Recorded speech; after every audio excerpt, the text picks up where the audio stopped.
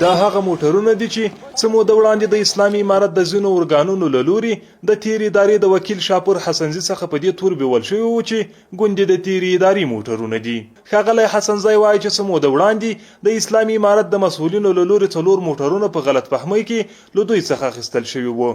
چې د امر بالمعروف وزارت د شکایتونو اوریدلو برخې د مسؤلینو له پلټنې وروسته معلومه شوه چې یاد موټرونه شخصي ملکیت دی او دوی ته خپل موټرونه وسپارل شول. امر بالمعروف وزارت وزیر صاحب نه مننه کومه او رئیس صاحب د شکایت او مولوی صاحب راز محمد نه مننه کومه چې دا شل ورځې کېږي ما خپل عریضې ورته راوړې وي او دوی ما ته خپل حق 4 موټرو چې 2 موټرې راته پیدا کړ راته وسپارل. ښاغلي حسنزي دغه راز د امر بالمعروف وزارت د شکایتونو اوریدلو معینیت له کړنو خوښي وښوده او زیاته یې کړه چې د دې برخې مسؤلین شپه ورځ د ولس په خدمت کې دي. هر څوک په آزاد ډول کولی شي چې خپل شکایتونه د حل په موخه تر دوی پورې ورسوي. ټول افغانانو ته هغه افغانانو ته ما دا اعلان دا چې سم شکایت د امر بالمعروف وزارت ته دی مراجعه وکړي لکه څنګه چې ما ته خپل حق وسپارل سه داسې به تاسو ته خپل حق وسپارل سي او امر بالمعروف وزارت ما سره ډېره همکاري وکړه او تاسو نه پټه نه ده چې موټر هم راته وسپارل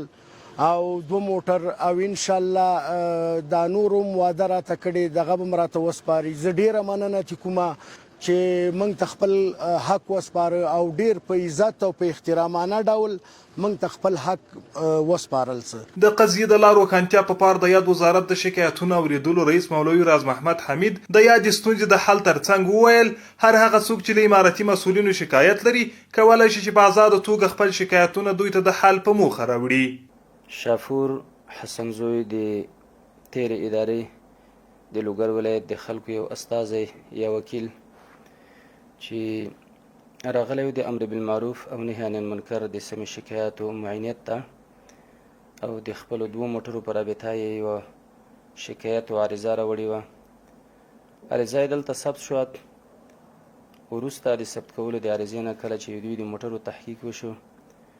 نو د اسلامي امارت په لیکو کې د بعضو ارګانونو سره هغه موټر نیولي شوي د اشتباه په صورت کې هغوی سره بیا خبره وشوه موټر شخصي تثبیت شول وروسته د شخصي تثبیت نه موټر د هغوی نه تسلیم کړلی شول خپل مالک ته وسپارلی شول. د یادولو ده چې تر دې وړاندې هم دا دې ته ورته قضیې د شکایتونو اوریدلو معینیت د مسؤلینو له لوري حل شوي او په دې پار به یې کړنې لا هم دوام ولري.